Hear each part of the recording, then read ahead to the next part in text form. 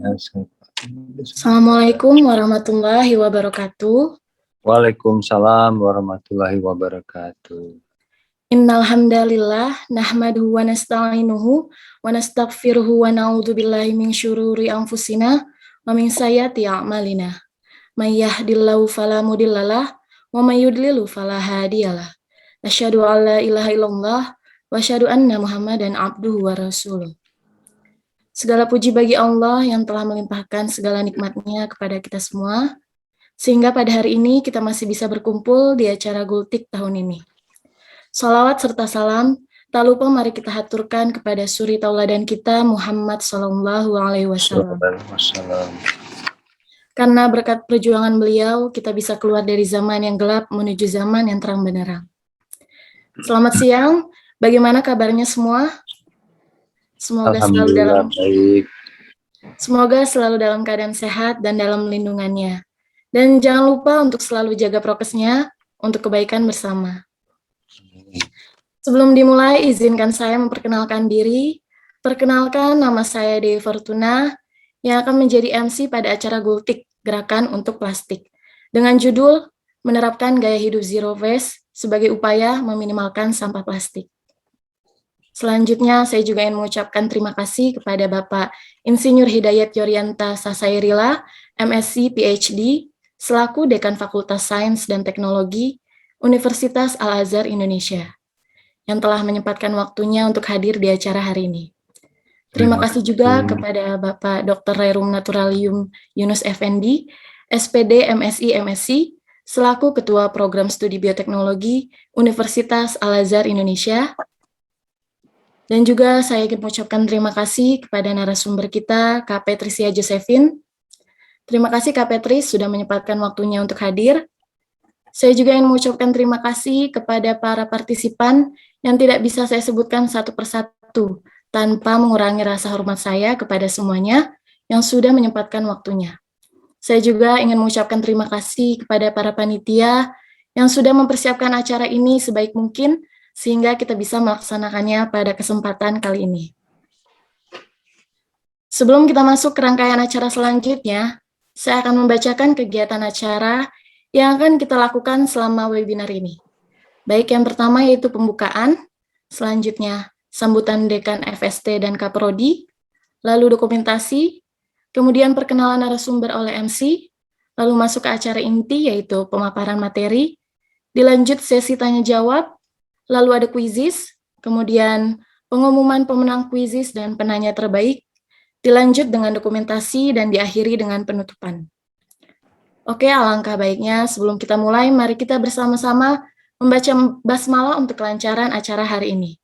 Bismillahirrahmanirrahim. Kita akan langsung masuk ke acara selanjutnya, yaitu sambutan dari Dekan FST UAI, yang terhormat Bapak Insinyur Hidayat Yorianta Sasairila, MSc PhD. Baik, kepada Pak Hidayat, kami persilahkan. Baik, terima kasih Mbak Dewi. Suara saya bisa terdengar? Terdengar, Pak. Gambar saya jelas ya, saya pakai HP soalnya, mudah-mudahan bisa terlihat jelas ya. Baik, bismillahirrahmanirrahim. Assalamualaikum warahmatullahi wabarakatuh. Alhamdulillahirabbil alamin, wassalatu wassalamu ala asyrofil anbiya'i wal mursalin wa ala sayyidina wa Muhammadin wa ala alihi wa sahbihi ajmain, amma ba'du.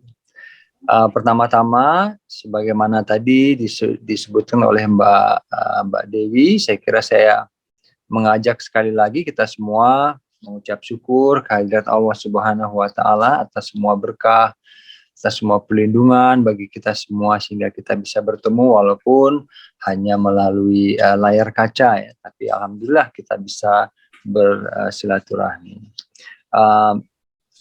Shalawat serta salam semoga senantiasa tercurahkan kepada junjungan kita Nabi besar Muhammad SAW, kepada keluarga beliau, para sahabat, dan semoga syafaat kita mendapatkan syafaat beliau di akhir zaman.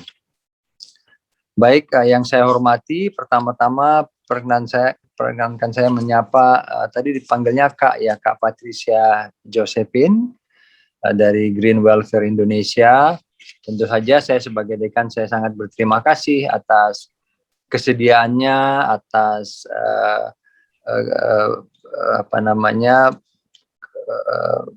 mau menyumbangkan waktu dan tenaga serta pemikiran kepada adik-adik kami di sini, para mahasiswa di Universitas Al-Azhar Indonesia, khususnya di Fakultas Sains dan Teknologi. Terima kasih banyak atas waktu dan sumbangannya. Saya yakin dari pengalaman Kak Patris ini akan banyak yang kita bisa dengar. Yang saya hormati sahabat saya Pak Yunus, dan mungkin ada beberapa dosen yang saya tidak bisa lihat karena ini di HP. Demikian juga kepada teman-teman mahasiswa, para panitia yang sudah dengan baik sekali mengatur acara ini, menyelenggarakan acara ini, gerakan untuk plastik. Dan juga Mas Adi yang menghubungi saya. Tentu saja terima kasih saya juga kepada Ketua Hima Biologi. Adik-adik sekalian, saya kira topik yang dipilih atau gerakan sebenarnya yang dibuat oleh adik-adik ini sangat luar biasa. Menurut saya sangat kreatif, dan ini yang diperlukan dari generasi muda untuk menyelamatkan kita semua sebenarnya. Gerakan untuk plastik, karena saya kira kemanapun kita pergi, kalau zaman modern ini ya, oleh hadirnya teknologi itu plastik itu hampir ada di mana-mana. Nah, yang jadi persoalan sekarang bagaimana kita mengelola plastik itu, bagaimana kita mengelolanya sehingga tidak menjadi beban baik bagi generasi kita maupun generasi di kemudian hari. Pola hidup bersih itu sebenarnya dalam Islam diajarkan dengan sangat-sangat ketat dan sangat-sangat baik, dan harus kita ikuti sebenarnya. Mungkin ada yang pernah mendengar kebersihan adalah sebagian dari iman. Walaupun Ustadz Hadi Hidayat mengatakan itu hadisnya tidak ada, tapi tidak masalah. Yang intinya adalah kebersihan itu bagian dari ritual Islami, sehingga kita sebenarnya harus bisa menjadi contoh sebenarnya untuk bagaimana hidup bersih sebagai mayoritas harusnya bisa memberikan contoh. Nah, ini nanti kita belajar dari Kak Patricia. Mungkin adik-adik pernah melihat, saya kira yang paling terkesan itu pada saat Piala Dunia atau Olimpiade yang lalu, di mana Piala Dunia saya kira, setelah tim Jepang bertanding melawan tim, saya lupa lawannya, apakah Spanyol atau apa. Setelah selesai, orang penonton pada bubar. Ini sebelum pandemik ya, sebelum COVID. Mungkin ada yang pernah melihat di TV, itu menjadi viral, bahkan di sosmed menjadi viral, di mana penonton Jepang itu setelah orang bubar itu mereka masih mengumpulin sampah-sampah di stadion. Ya, itu berarti keinginan untuk bersih, menjaga kebersihan, mengurangi sampah itu sudah masuk ke dalam jiwa mereka, sudah menjadi second nature, menjadi habit ya. Kalau memang tidak di semua, tapi yang saya pernah misalnya di Kyoto, Jepang itu, kalau di jalan susah sekali mencari tempat sampah. Ya, karena orang tidak ada lagi yang membuang sampah-sampahnya itu di masing-masing rumah saja, tidak perlu lagi di luar. Kalau ada sampah, orang dipegang atau dibawa sampai ke tempatnya sendiri. Ya, memang kalau di kota besar seperti Tokyo masih, tapi kalau yang Kyoto kan kota yang agak sedikit lebih kecil. Ya. Nah, tentu saja dengan teknologi, dengan kreativitas, sampah-sampah plastik ini bisa diolah berkelanjutan, bisa menjadi lebih bermanfaat, atau lebih bagus lagi kegiatan dengan zero waste. Itu lebih luar biasa sekali. Saya sangat pada saat saya melihat judulnya, saya lihat wah ini sangat luar biasa. Jadi saya terima kasih ini kepada Pak Yunus juga sebagai ketua Prodi yang selalu memberikan semangat kepada para adik-adik mahasiswa untuk selalu berkarya, walaupun dengan adanya hambatan tidak bisa bertemu secara luring offline, tetapi kreativitas nampaknya seperti kita perhatikan dari tahun lalu, tim biologi terus berkarya, terus semangat, dan itu saya salut, saya angkat jempol, angkat topi untuk adik-adik panitia semua. Baik, saya kira Dari saya itu saja, dan untuk itu dengan mengucapkan Bismillahirrahmanirrahim secara resmi saya membuka acara ini sebagaimana dimintakan oleh panitia. Baik, terima kasih. Wabillahi taufik wal hidayah. Wassalamualaikum warahmatullahi wabarakatuh.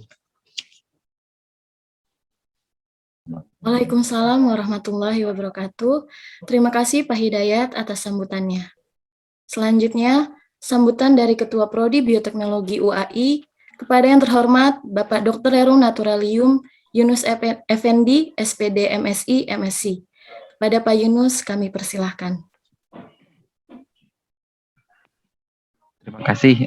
Suara saya sudah kedengaran, Mbak? Sudah, Pak. Oke, terima kasih. Bismillahirrahmanirrahim. Alhamdulillah alamin. Alladzi arsala rasulahu bil huda wa dinil haq liyudhhirahu 'ala dini kulli wa kafa billahi syahida. Asyhadu an la ilaha illallah wa la syarikalah wa asyhadu anna Muhammadan abduhu wa rasuluh la nabiyya ba'da. Terima kasih. Pertama-tama saya ucapkan apresiasi setinggi-tingginya kepada narasumber ya, Mbak Patricia dari GWI ya, yang sudah menyempatkan waktunya. Saya kira ini bukan waktu yang biasanya ini untuk istirahat ya, hari Sabtu, tapi alhamdulillah Mbak Patricia menyempatkan waktunya untuk menularkan ilmunya kepada teman-teman di jurusan bioteknologi UAI ini. Terima kasih pula kepada Pak Dekan, Pak Hidayat, atas perkenankannya membuka kegiatan ini, dan tentunya juga kepada semua panitia yang sudah mengarrange acara ini sehingga bisa berjalan insya Allah dengan sebaik-baiknya. Jadi seperti yang tadi sudah disampaikan oleh Pak Dekan, bahwa memang kegiatan semacam ini ya, jadi kegiatan kultik ya, kultik itu yang ada di otak saya itu kepikiran itu apa, kulit tikungan yang dekatnya apa namanya, Blok M itu ya. Oke, ternyata Gultik ini adalah gerakan untuk plastik ya, menerapkan gaya hidup zero waste sebagai upaya meminimalkan sampah plastik ya. Jadi plastik ini kita tahu sendiri, terutama kita bagi orang biologi, ini merupakan satu hal yang bisa dikatakan seperti bom waktu ya, masalah yang akan jadi, yang akan terus bertambah. Jadi sekalipun saat ini juga semakin banyak orang yang sadar tentang pentingnya lingkungan ya, mulai melakukan recycle dan lain sebagainya, tapi kecepatan antara pihak-pihak yang sadar akan lingkungan ini dengan pihak-pihak yang terus memproduksi bahan-bahan semacam ini tanpa memperhatikan kelangsungan ya, sustainability itu saling berkejar-kejaran. Dan tentunya dengan acara semacam ini, buat mahasiswa yang kita tahu bahwa ini adalah merupakan agen-agen pembawa perubahan ke depannya, tidak cuma sekadar ketika masih kuliah, tapi juga setelah, harapannya adalah setelah selesai menempuh pendidikan, itu dengan segala keilmuan yang dimiliki itu harapannya adalah semakin tahu ya, semakin sadar bahwa ada tanggung jawab ya, baik secara moral ataupun yang lainnya terhadap kelangsungan dari bumi ini. Ya. Jadi karena kita tinggal di dalam bumi yang sama. Ada satu negara yang seenak sendiri, ya pasti kita juga akan terefek nantinya itu.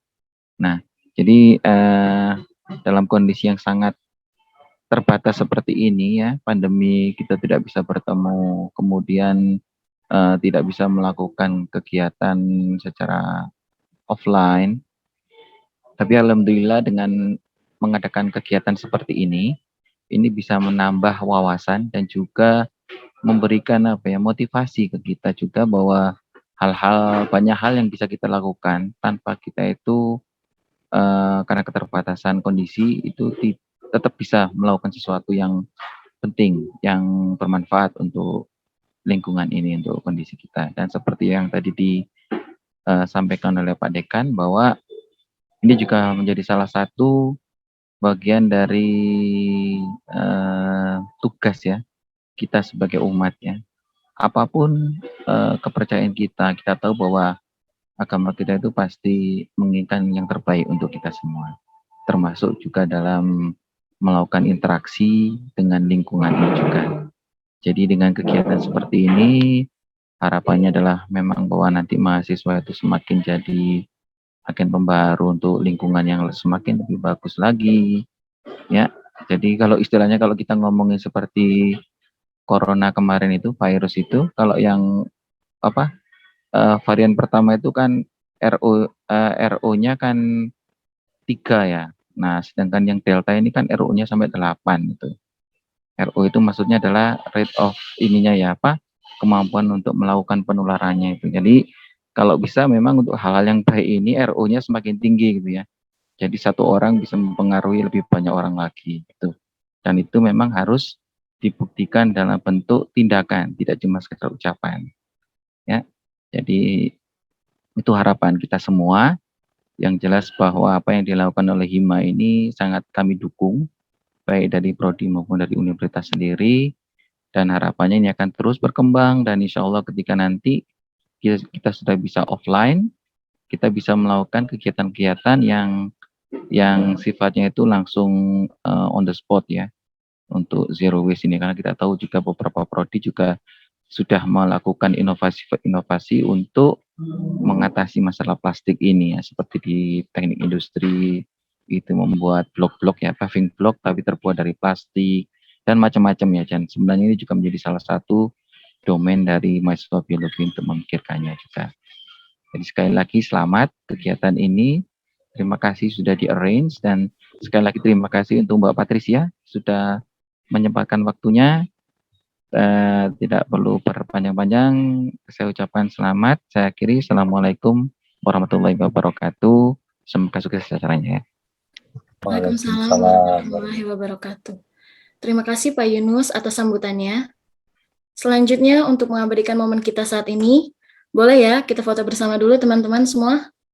Yuk on kameranya. Kak Caca dipersilakan ambil alih.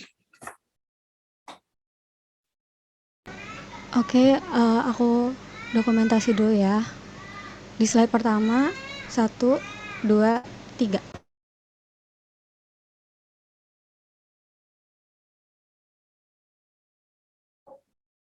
Oke, slide kedua, 1, 2, 3.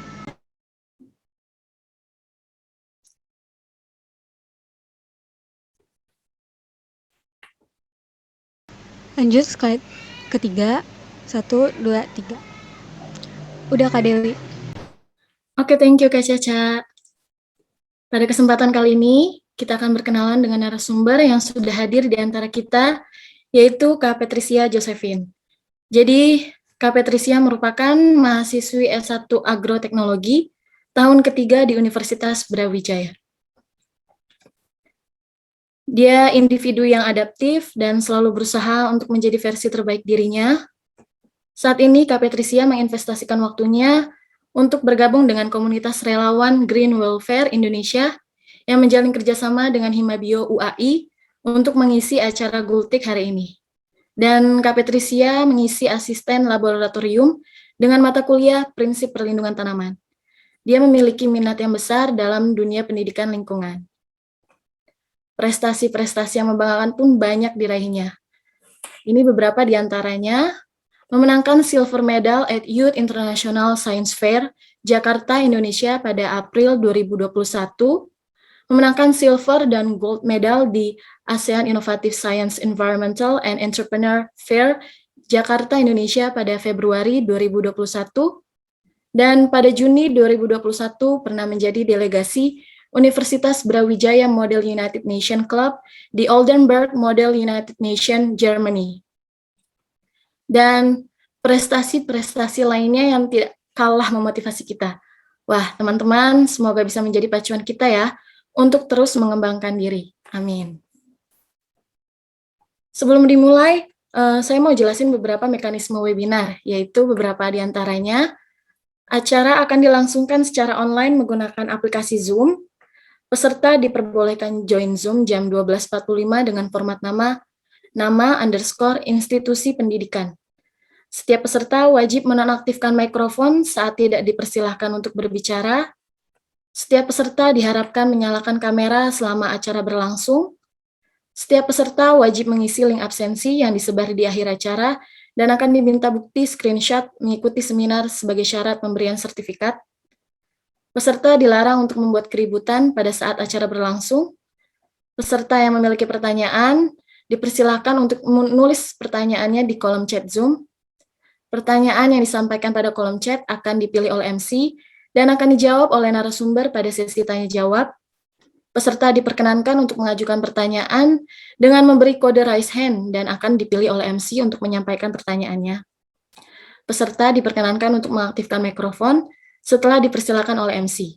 Dan setelah menyampaikan pertanyaan, diwajibkan untuk menonaktifkan mikrofon.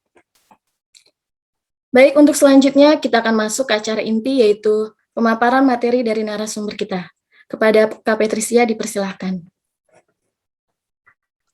Halo, apakah suaraku dapat terdengar dengan jelas? Terdengar dengan jelas, Kak. Baik, terima kasih KMC atas konfirmasinya. Sebelumnya aku mengucapkan terima kasih banyak kepada pihak Himabio, Bapak Hidayat, dan juga Bapak Yunus telah mempercayakan kami dari tim Green Lover Indonesia sebagai pembicara pada kegiatan siang hari ini.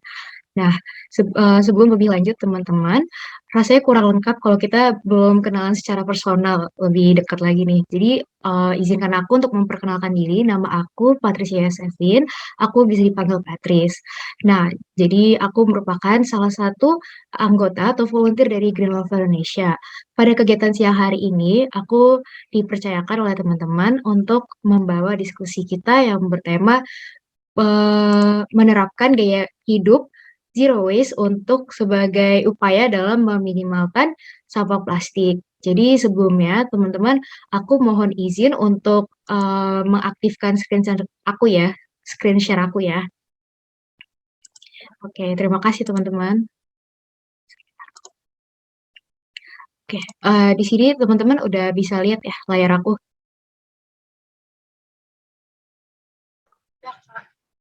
Oke, terima kasih atas konfirmasinya. Jadi aku sebelumnya mengucapkan terima kasih banyak banget ya teman-teman. Aku mungkin udah ngucapin berapa kali.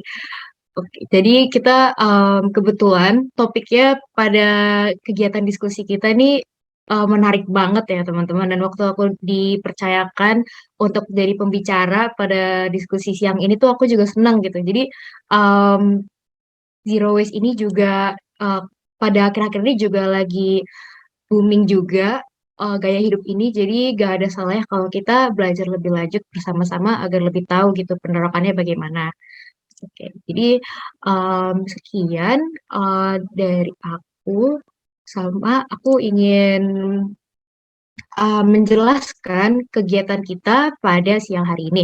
Jadi hal-hal yang ingin kita diskusikan itu yang pertama, aku akan memulai dari menjelaskan apa saja jenis-jenis sampah yang dapat diolah dan apa saja jenis sampah yang sukar untuk diolah. Yang kedua, aku juga akan memberikan pengantar dan juga contoh ada seseorang yang memang menerapkan gaya hidup dari zero waste. Ketiga, aku juga akan memberikan contoh dari kerajinan bahan baku plastik. Dan yang terakhir, aku juga ingin memberikan sedikit tips and trick dari pemasaran produk olahan bahan plastik ini, teman-teman. Sebelum kita lebih lanjut juga, teman-teman, izinkan aku untuk memperkenalkan Green Welfare. Nah, di sini, teman-teman, ada yang tahu Green Welfare Indonesia sebelumnya? Kalau teman-teman ada yang tahu, boleh banget teman-teman bisa respon melalui kolom chat ya, teman-teman.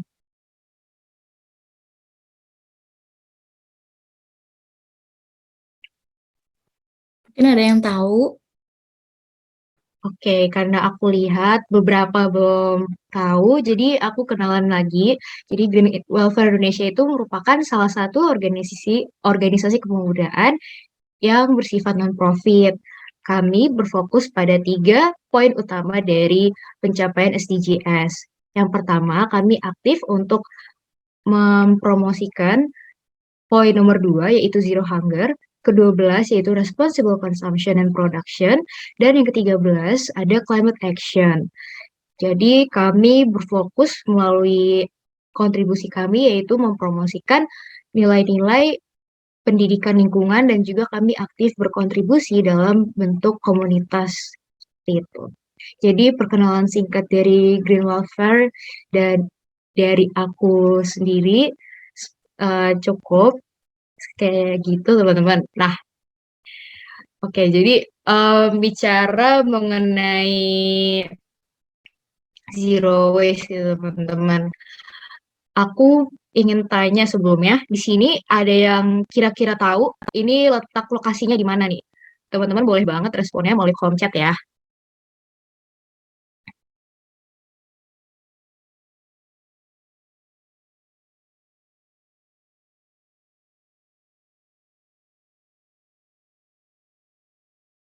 Oke, karena udah ada yang jawab, jadi jawabannya bener banget nih teman-teman. Ini merupakan gambaran dari tempat pembuangan akhir sampah Bantar Gebang yang ada di Bekasi. Jadi di sini aku punya cerita menarik dan juga sekaligus memilukan terkait dengan tempat pembuangan akhir sampah Bantar Gebang. Seperti yang kita tahu, kegiatan kita dalam kehidupan sehari-hari itu kan nggak lepas ya dari memproduksi sampah. Dan pada akhir ya sampah-sampah yang kita produksi ini itu terutama kita yang di Jabodetabek karena aku yakin di sini mostly datangnya dari Jakarta. Ini sampah yang kita produksi dari rumah tangga itu akan berujung kepada tempat pembuangan akhir sampah di Bantar Gebang. Jadi di sini kita bisa melihat pemandangan gunung sampah dan jika teman-teman tahu luas tempat pembuangan sampah Bantar Gebang ini itu mencapai seluas berapa kilometer gitu dan hampir semuanya itu berisikan gunung sampah. Di sini kita bisa lihat sampah-sampah yang kita produksi ini teman-teman. Jadi tercatat pada tahun 2014 sendiri melalui Pulau Jabodetabek atau daerah Jabodetabek itu sendiri kita telah menyumbangkan sampah sebesar 5 ton pada tahun 2014 dan pada tahun 2020 ini dikabarkan jumlah produksi sampah perharian dari kita ini per rumah ketika diakumulasi itu mencapai 7 ton. Jadi bisa dibayangkan dalam perbedaan sekitar 6 tahun, 4 tahun, itu kita udah menyumbang 30% sampah lebih tinggi. Seperti itu. Jadi ketika kita lihat sampah ini sebenarnya adalah bukti bahwa sampah-sampah ini merupakan hasil dari kegiatan kita ini selama ini teman-teman. Terus juga kalau teman-teman juga pernah dengar kabar di berita dan kanal-kanal ya website berita lainnya, ini juga disebutkan bahwa pada tahun 2030 TPA Bantar Gebang ini akan mengalami over isinya gitu. Jadi akan meluap sampahnya. Jadi lantas bagaimana gitu tindakan kita sebagai masyarakat ini bagaimana? Terutama isi sampahnya di sini teman-teman. Gak hanya cuma plastik ternyata. Ternyata 45% sampah yang ada di gunung-gunung ini berisi sampah rumah tangga nih teman-teman. Oke, sebelum lebih lanjut juga, aku ingin menceritakan sedikit mengenai sampah rumah tangga. Sampah rumah tangga. Nah, tadi aku udah jelasin sedikit nih, kalau misalnya sampah rumah tangga itu ternyata memegang peranan yang besar, mencapai 45% di TPA Bantar Gebang sendiri. Kita juga nggak tahu gitu, kalau di tempat pembuangan akhir sampah lain itu ya pasti juga sampah organik atau sampah rumah tangga ini juga banyak. Jadi aku lebih berfokus pada TPA Bantar Gebang itu sendiri. Jadi kalau misalnya teman-teman tahu, tempat pembuangan akhir sampah Bantar Gebang ini setiap tahunnya menerima banyak banget sampah organik atau rumah tangga. Yang tergolong dari sampah organik atau sampah rumah tangga itu adalah biasanya nih ketika kita melihat ibu kita melakukan aktivitas memasak. Misalnya ada beberapa bagian dari buah dan sayuran yang memang tidak dapat dimasukkan ke dalam proses masak itu sendiri. Jadi misalnya ada batang-batang dari sayur dan juga kulit buah yang memang tidak kita tahu untuk bagaimana konsumsinya, itu nantinya akan berujung ke tempat sampah kita. Dan juga cangkang telur itu salah satunya termasuk ke dalam sampah rumah tangga dan dia bersifat organik. Dan karena masih bisa diolah dan menjadi bahan olahan baru kayak gitu. Terus juga kalau misalnya teman-teman meninggalkan sampah, bukan sampah maksud aku, jadi kalau misalnya teman-teman meninggalkan leftover atau makanan semalam dan berujung teman-teman lupa untuk mengonsumsi lebih lanjut, itu juga berakhir pada pembuangan dan diterima oleh tempat pembuangan akhir Bantar Gebang. Itu dua contoh dari sampah organik atau sampah rumah tangga. Selain itu kita juga punya sampah daun kering nih teman-teman. Jadi daun kering ketika kita nyapu itu juga tergolong dari sampah organik atau sampah rumah tangga. Terus aku juga ingin menjelaskan lebih lanjut apa aja sih yang ada di dalam gundukan atau gunung sampah yang ada di Bantar Gebang ini selain sampah organik, itu juga ada sampah lainnya nih. Kira-kira di sini teman-teman ada yang bisa beri komentar, ini logo dari apa ya?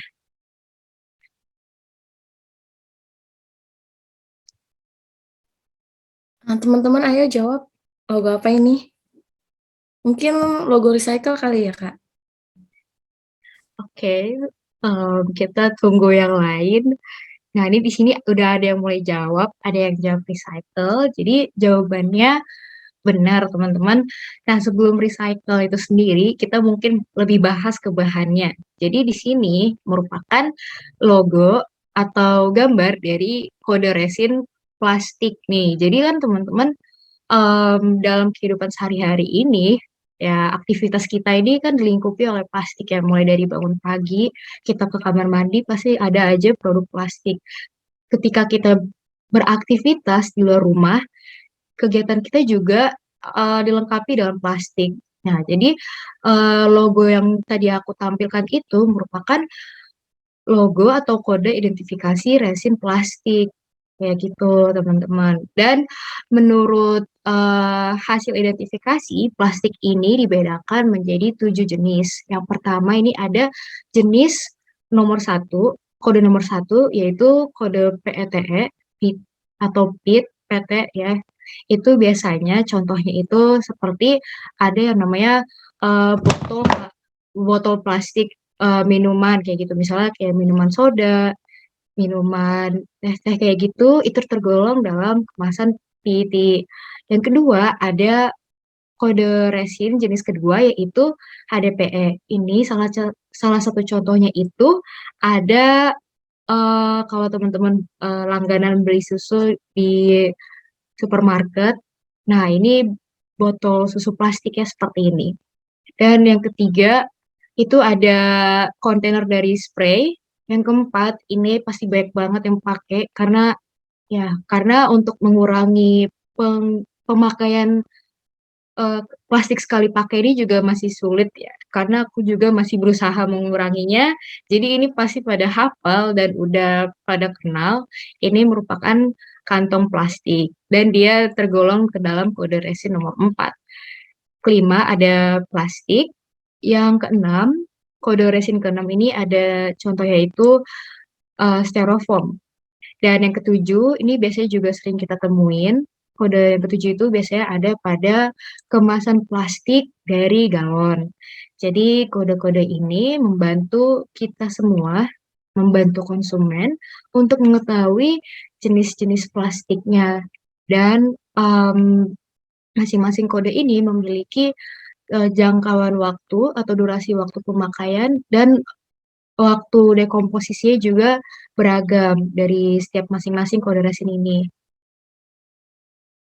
Dan sekarang kita pasti kepikiran ya, melihat studi kasus tadi yang aku jelaskan di awal seperti misalnya di tempat pembuangan akhir Bantar Gebang, bahwa setiap harinya kita menyumbangkan sampah, baik itu sampah organik dan juga sampah plastik, kita udah banyak banget ngekeluarin atau produksi sampah. Terus kita pastinya ada perasaan khawatir gitu.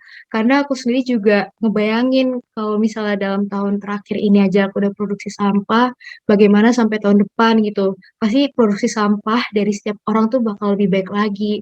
Nah, sebenarnya ya teman-teman, nggak perlu khawatir berkelanjutan kayak gitu. Karena ya aku pun ngerasain hal yang sama gitu.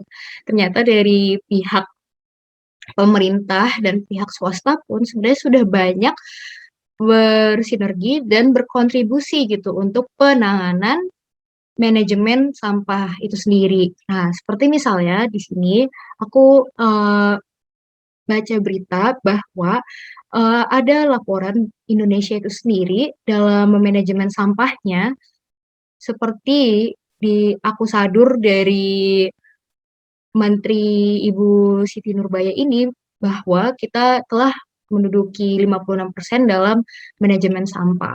Terus juga kegiatan pemerintah lainnya itu seperti misalnya ada di Aceh ya di Aceh. Jadi dalam satu hari itu sampah organik atau sampah rumah tangga itu yang dihasilkan per kepala keluarga ketika diakumulasi itu mencapai 300 ton per hari.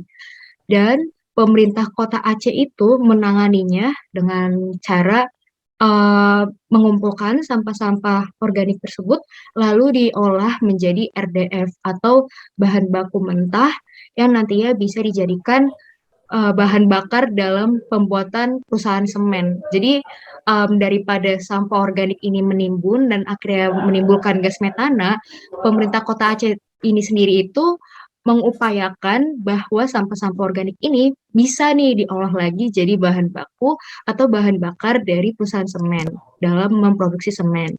Dan juga di sini ada berita positif, sampah plastik di daerah Sukabumi per 4 Juli 2021 itu menurun karena pemerintah Sukabumi pun juga berupaya dan antusias dalam mereduksi jumlah plastik dan tercatat bahwa melalui produk yang telah disusun oleh pemerintah Sukabumi itu sendiri untuk mengurangi plastik dan mereduksi penggunaan plastik sekali guna itu sampah plastik di Sukabumi itu sendiri berkurang mencapai 98,32 ton.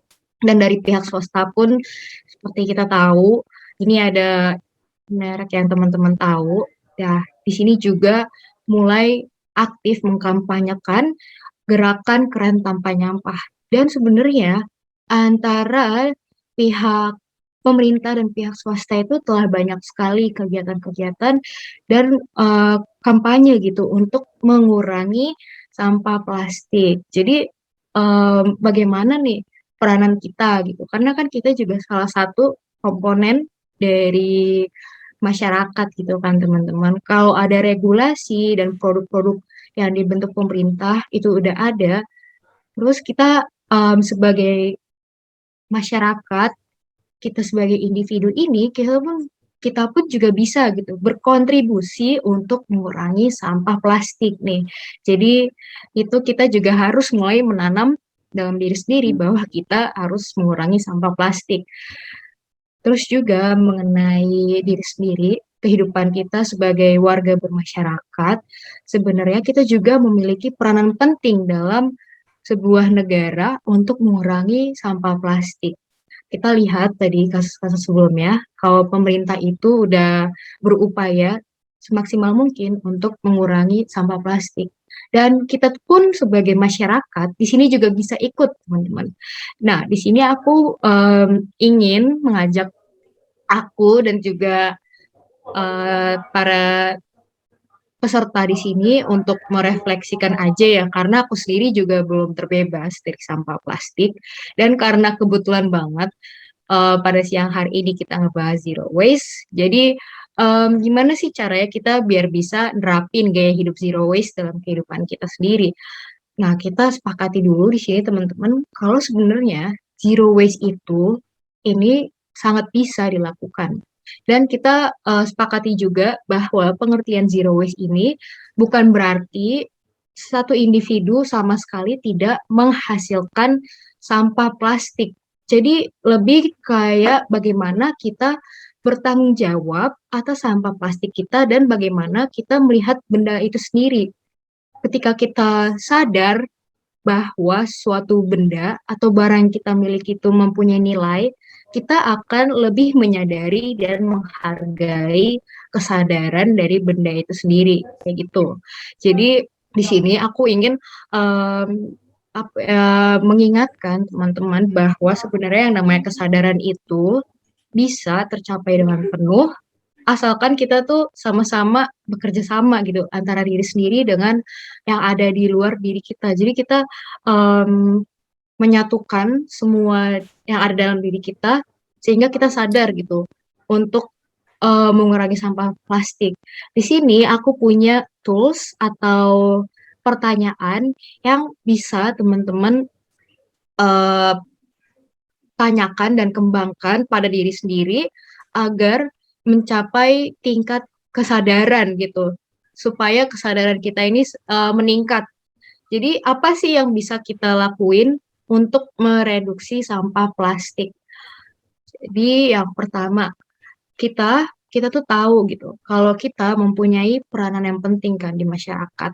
Kita gak cuma sebagai mahasiswa, tapi buktinya kita ini sebagai per individu mempunyai tugas dan tanggung jawab yang besar. Seperti misalnya kita dipercayakan untuk menangani sampah kita itu sendiri. Terus gimana sih caranya kita biar tahu lebih lanjut kalau kontribusi aku ini berguna gitu bagi lingkunganku. Nah, di sini aku ingin itu sih um, mengajak teman-teman untuk sadar gitu potensinya bahwa ketika kita ingin memulai suatu hal, kita bisa nih tanya kepada diri kita sendiri, identitas apa sih yang melekat dalam diri kita?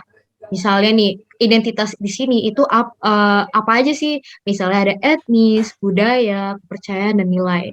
Nah, melalui identitas ini, misalnya ada 4 identitas ini, ketika teman-teman tahu teman-teman identitas seperti apa, itu nantinya akan mempermudah teman-teman untuk melanjutkan dan memulai suatu hal yang teman-teman ingin jalankan gitu, atau teman-teman ingin perjuangkan.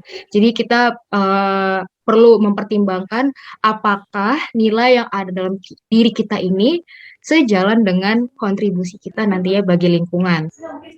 Yang kedua, aku juga ingin mengajak teman-teman untuk mengenali juga dan mengidentifikasi nih sumber kebahagiaan teman-teman itu sendiri dari apa gitu. Apanya ini bisa berupa hal dan kegiatan apapun. Jadi pastikan suatu hal dan kegiatan ini memang teman-teman dapat lakukan secara organik dan tanpa ada tekanan atau beban. Sehingga ketika teman-teman lakukan hal tersebut, teman-teman itu bisa senang dan juga tidak ada rasa keberatan kayak gitu. Yang ketiga, aku juga ingin membahas mengenai ciri khas yang ada dalam diri teman-teman. Jadi, apa sih yang bedain identitas sama ciri khas? Nah, ciri khas ini lebih seperti misalnya hal-hal yang memang menonjol dan ada dalam diri teman-teman nih. Misalnya tuh ada kayak soft skills, hard skills, network, dan resource. Jadi ketika kita tahu soft skills dan hard skill, network, dan resource yang kita punya dalam diri kita, itu akan mempermudah arah gerak teman-teman dan perjuangan teman-teman nih bagi lingkungan. Jadi misalnya teman-teman tahu kalau diri teman-teman ini itu easy going dan punya baik teman. Nah, dan ketika kita eliminasi lagi nih teman mana sih yang punya nilai yang sama dan memiliki interest yang sama, itu juga bisa jadi ciri khas dari teman-teman.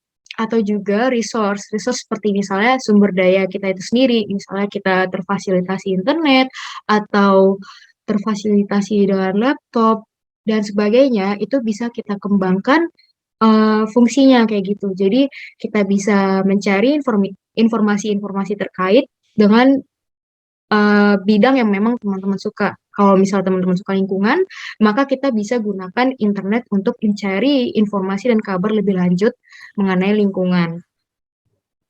Dan yang keempat ini, yaitu kita harus paham bahwa kita sekarang ini ada di komunitas apa. Dan kita harus mengetahui juga sebenarnya komunitas ini tuh gak wajib semua orang datangi, tapi lebih bagaimana kita ini mempunyai niat gitu. Ketika seorang individu mempunyai niat yang besar, maka individu itu bisa membawa nilainya atau tujuannya mulai dari keluarga nih. Dan ketika teman-teman sendiri bisa mulai merangkul keluarganya untuk mengurangi sampah plastik di rumah, itu bisa ide teman-teman kembangkan dan merangkul massa yang lebih besar sehingga terbentuk komunitas. Seperti misalnya Green Welfare Indonesia sendiri karena memang um, berminat dan ingin berkontribusi yang banyak terhadap bidang lingkungan, itu yang pastinya founder itu mulai mengenali dan aku pun sendiri mengenali bahwa aku juga memiliki ketertarikan bagi lingkungan kayak gitu. Sehingga aku juga mulai mengajak keluargaku untuk mengurangi sampah dan aku tuh juga rasanya kurang gitu kalau misalnya aku sendirian, jadi aku harus cari teman-teman yang memang memiliki interest yang sama. Oleh karena itu, aku tergabung dalam Green Welfare Indonesia. Dan ketika komunitas kita ini semakin erat, itu bisa juga nantinya sampai tujuan dan nilai-nilai kita itu tersebar secara global. Itu memiliki nilai dan masa yang lebih besar lagi seperti itu. Oke, jadi di sini mungkin sedikit bingung ya teman-teman, ini gambar apa gitu. Nah, dari teman-teman sendiri di sini ada yang bisa respon nih. Ini apa gitu di kolom chat.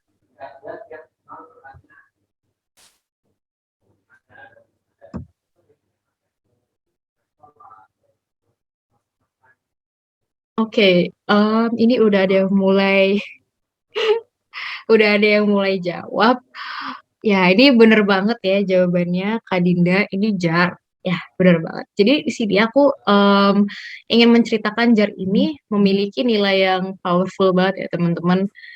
Kan kita lihat di sini ya, kayak dia tuh cuma jar yang ukurannya tuh 300 mililiter lah kira-kira.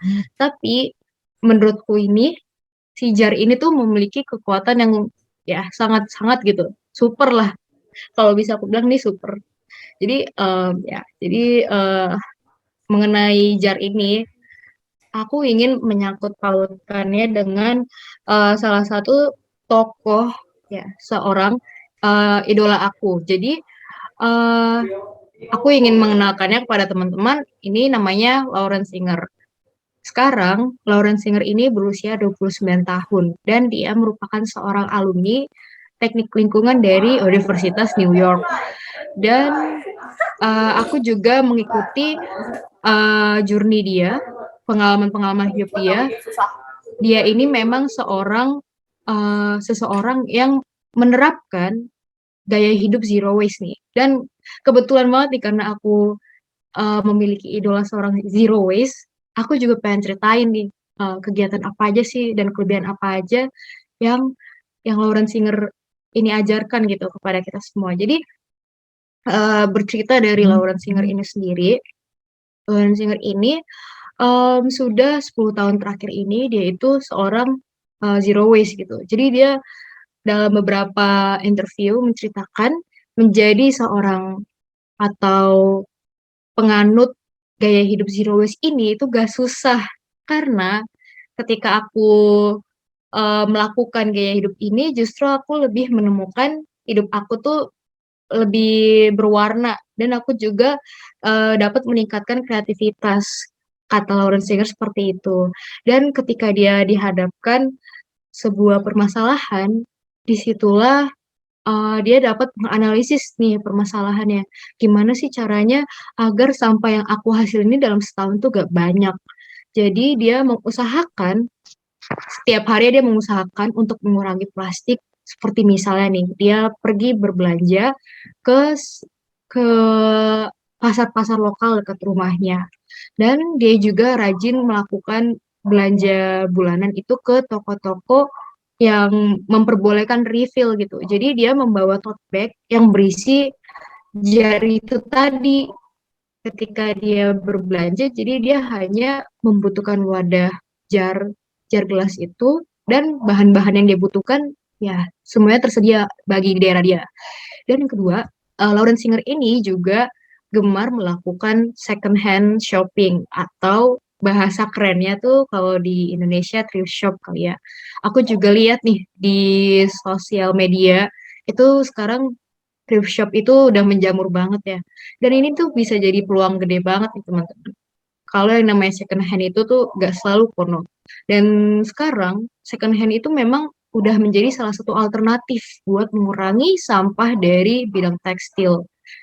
Dan ya, Lauren Singer di sini pun juga kerap melakukan thrift shopping ini dalam rangka mengurangi penggunaan sampah plastik. Dan juga ini dari thrift shop ini sebenarnya dampak selain mengurangi sampah plastik sebagai wadah untuk menyimpan baju-bajunya itu, sebenarnya ada dampak positif lainnya nih teman-teman.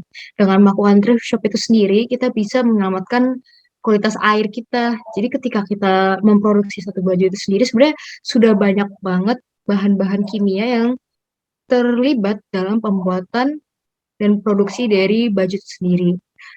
Lalu dia juga gemar melakukan kegiatan DIY nih. Bicara-bicara mengenai DIY ini juga sesuai ya sama topik kita siang hari ini karena melalui DIY pada umumnya dia akan mengonversi bahan-bahan yang memang dia butuhkan seperti misalnya deodoran, dia akan mengupayakannya deodoran itu bersifat alami.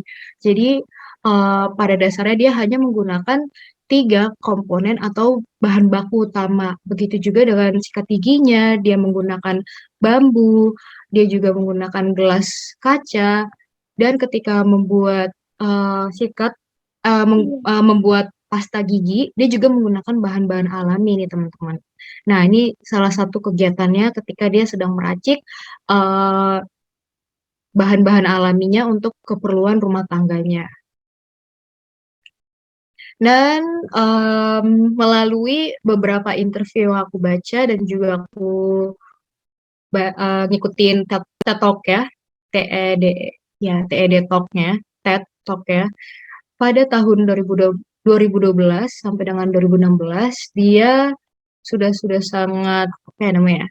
Sudah sangat berkomitmen gitu untuk mereduksi sampah. Dia juga udah mulai menerapkan zero waste-nya. Dan pada tahun 2016 ini merupakan hasil sampah Lauren Singer yang produksi selama 4 tahun. Jadi pada tahun 2012 dia berkomitmen dan mulai menerapkan gaya hidup zero waste dan dia mulai benar-benar berupaya dan berkomitmen pokoknya semua kegiatan aku ini memang harus benar-benar sampah plastiknya itu sangat sedikit. Dan pada tahun 2016 ini dia jumlah plastiknya. Jadi bisa dibayangkan teman-teman ini dalam 4 tahun dia hanya memproduksi sampahnya itu seberat 4,5 pounds. Ya, jadi itu dikit banget ya. Ketika dibuka jarnya itu, dia pun dapat memilah-milah gitu, mana aja nih yang sampah plastik, mana aja yang tag baju, label buah, atau plastik, atau bungkus obat-obat, itu dapat dengan mudah Lauren Singer itu eliminasi gitu, dan pilah-pilah sesuai kelasnya. Jadi hasil komitmennya dia ini selama 4 tahun adalah ini, 4 tahun ini. Jadi jar yang aku jelasin di awal tadi berujung seperti ini hasilnya. Jadi makanya aku bilang jar ini memiliki apa ya namanya nilai yang kuat lah gitu dan magis karena bisa nampung sampah hanya sebanyak itu dalam 4 tahun kan kayak keren banget ya. Terus berbicara tadi sampah-sampah apa aja yang diproduksi. Tadi kan dijelasin ya kalau sampah-sampah yang diproduksi Lauren Singer itu sendiri kan juga banyak beragam-beragam. Dan Lauren Singer ini juga gak hanya aktif buat nge-reduce, dia juga recycle, tapi dia juga reuse gitu kan. Dan di sini aku pengen ngajak nih teman-teman kira-kira dari bahan-bahan plastik atau sampah plastik yang dihasilin sama Lauren Singer, di sini tuh benda apa aja sih yang bisa di-recycle atau didaur ulang nih. Teman-teman bisa banget kirim responnya lewat kolom chat ya. Jadi di sini benda apa aja yang bisa didaur ulang.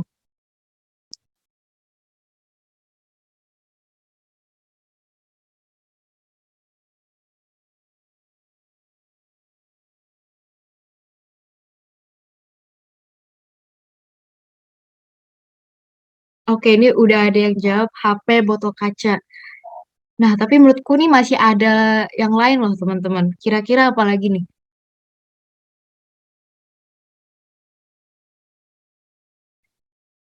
Oke, ada yang jawab botol koran, botol plastik, kaleng aluminium. Jadi ya benar ya teman-teman, semua jawabannya di sini, bahan-bahan di sini itu semuanya bisa didaur ulang. Bahkan nih, teman-teman lihat di sini ada HP dan juga kaleng aluminium. Sekarang bisa teridentifikasi, bisa didaur ulang. Nah, gimana sih caranya kita tahu kalau barang atau bahan-bahan itu bisa didaur ulang? Ya, ketika kita melihat lagi nih benda yang kita punya ini, apakah dia memiliki nilai? Ketika kita sadar kalau si barang-barang ini tuh punya nilai. Dan ketika kita menemukan nilai itu, sebenarnya akan memudahkan kita dalam mengelola lebih lanjut nih, produk akhirnya nanti apa. Jadi, aku bisa simpulin, barang-barang di sini semuanya itu bisa didaur ulang. Terus, ya ini penjelasan lebih lanjut nih. Jadi, apa aja sih yang bisa didaur ulang? Ya, tadi benar ada sampah organik, kertas koran, dan lain sebagainya. Botol juga ada, kaleng baja, e-waste. E-waste tuh itu ada laptop, ada HP yang memang sudah tidak layak digunakan atau udah lama nggak kepake, dan juga ada semua botol dan wadah plastik. Ini terkategori dapat didaur ulang ya, teman-teman. Dan di sini juga ada barang-barang yang sukar untuk didaur ulang. Pecahan gelas, puing-puing bangunan, popok, styrofoam, plastik wrap. Aku prefer gunain kata sukar ya, karena di sini tuh gak ada kemungkinan bahwa di masa depan barang-barang ini gak akan keolah atau didaur ulang. Pasti nantinya akan ada mungkin salah satu dari sini berinovasi untuk mendaur ulang lah dari misalnya popok atau styrofoam atau plastik wrap. Karena ya kalau sukar itu kan kemungkinan untuk dilakukan tuh pasti ada gitu. Timbang aku menggunakan kata tidak. Aku juga ingin menjelaskan gimana sih caranya faktor utamanya kalau barang itu dapat didaur ulang. Jadi pertama-tama kita harus memahami mengenai penjualan, penyortiran, dan pengolahan. Di sini teman-teman bisa menanyakan nih kepada produk teman-teman sendiri seperti penjualan bahan daur ulangnya itu misalnya nih apakah bahan daur ulangnya itu lebih murah gitu ketimbang aku pakai eh, bahan yang non daur ulang. Ini melalui pertanyaan-pertanyaan ini bisa membantu teman-teman untuk mengklasifikasikan apakah barang teman-teman ini bisa didaur ulang apa enggak. Terus teman-teman juga paham mengenai penyortiran dan tahu gitu eh, bagaimana suatu barang itu dapat disortir melalui bentuknya kah, ukurannya kah, atau jenis bahannya. Dan ketika melakukan pengolahan barangnya itu, bahan daur ulang, misalnya teman-teman ingin memakai plastik, kita juga harus paham nih jenis plastiknya. Apakah plastik yang nantinya akan aku daur ulang ini perlu menerima tindakan mekanisasi. Dan apakah ketika ingin melakukan tindakan mekanisasi, alatnya itu tersedia di Indonesia apa enggak? Nah, itu juga bisa jadi pertimbangan teman-teman. Ketika kita udah punya ide nih, dan kita juga harus paham juga marketnya. Apakah nantinya ada seorang pembeli yang ingin membeli produk akhir kita kayak gitu. Nah, jadi aku juga ingin memberikan contoh ya. Jadi kita cerita aja kalau bahan-bahan yang kita pikir itu gak bisa maaf, gak bisa diolah, ya gak bisa diolah, itu sebenarnya bisa diolah ya teman-teman. Kayak kita tahu nih kemarin kan kita baru aja ngerayain atau ngejalanin Olimpiade Oke teman-teman, Olimpiade Tokyo 2020. Nah, di sini kalau teman-teman tahu, itu medalinya itu terbuat dari sampah elektronik sebesar 80 ton. Dan masing-masing kepala rumah tangga di Jepang itu menyumbangkan gitu sampah-sampah e-waste yang memang tidak dapat dipakai lagi, misalnya kayak HP yang udah rusak atau butut. Nah, itu mereka menyumbangkannya. Dan juga teman-teman kalau tahu ini di sini uh, ada keping tua dan diubah manfaatnya menjadi sebuah karya seni yang lebih memiliki nilai estetika dan nilai fungsional. Jadi yang awalnya kita lihat besi tua gak ada gunanya nih. Nah, ketika kita punya kreativitas, ini bisa menjadi produk akhir yang lebih berguna dan juga menimbulkan nilai estetika kayak gitu teman-teman. Dan aku juga ingin kasih tahu sebenarnya mengenai eh, pergerakan untuk mengurangi sampah plastik itu sebenarnya udah banyak. Gak hanya dari pihak pemerintah, gak hanya dari swasta, tetapi banyak dari kita ini siapapun yang udah berinovasi gitu untuk menciptakan merek dagang yang mendaur ulang sampah plastik itu sendiri nih. Misalnya nih, di sini teman-teman bisa lihat sepatu yang kita lihat ini yang ada di layar itu merek Fotis itu menggunakan bahan 100% plastik yang didaur ulang beserta juga dengan kursi pantai dan tas laptop ini tuh berbahan baku atau berbahan dasar dari sampah plastik yang telah didaur ulang. Kalau ekobo.id ini produk karya anak bangsa sendiri. Kalau misalnya yang dua ini teman-teman bisa lebih lanjut lah mengakses informasinya. Terus juga gak hanya eh, benda-benda yang memiliki nilai fungsional yang memang bisa kita pakai. Ini misalnya salah satunya ada juga nih Sungai Watch. Kalau teman-teman tahu, Sungai Watch ini kan ada Instagramnya dan memang dia bergerak untuk menyelamatkan dan mengonservasi sungai. Mereka berinovasi untuk mengumpulkan sampah-sampah plastik dan mendaur ulang sampah plastik itu menjadi pagar-pagar yang dapat menghalangi sampah-sampah plastik di sungai. Jadi ini alat pagarnya ini dari 100% sampah plastik, teman-teman. Dan juga waktu itu aku bulan Mei berkesempatan untuk datang ke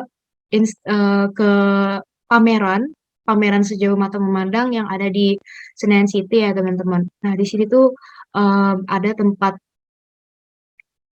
pot bunga itu dari plastik. Dan kalau teman-teman lihat di belakang, di sini tuh ada ekobrik, bukan ekobrik sih, kayak batu bata yang memang bahannya itu dari 100% plastik. Nah, di sini teman-teman juga bisa lihat nih, kalau sebenarnya eh, memproduksi barang itu nggak cuma memiliki nilai fungsional, tapi dia juga bisa menimbulkan nilai estetika seperti teman-teman bisa datangi gitu di pameran sejauh mata memandang untuk melihat instalasi-instalasi ini secara lebih lanjut dan langsung. Nah, bicara mengenai sampah plastik ya, kita kan tadi udah lihat nih, em, sampah plastik tadi itu kan diolah dalam skala besar gitu ya, dan memang dalam bentuk perusahaan, beserta juga teknologi masing-masing. Dan kalau dari kita sendiri, sebenarnya ada teman-teman hal yang dapat kita lakuin, dan ini mudah banget.